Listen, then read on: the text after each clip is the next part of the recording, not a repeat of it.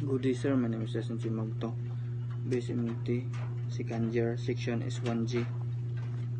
Our topic today is about navigation 3, terrestrial and coastal navigation 2. Estimated position.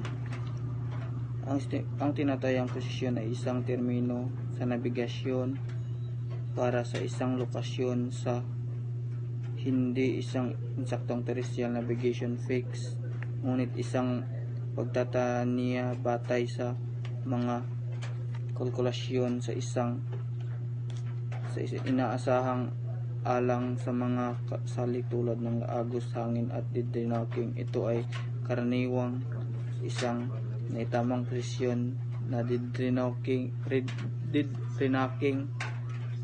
kung saan ginagamit ang navigator ang nalalaman ng kurso tinatayang bilis, ngunit pagkatapos ay inaayos ang mga kalkulasyon para sa panlabas na puwersa upang marating ang isang mas malamang kasalukuyang lokasyon.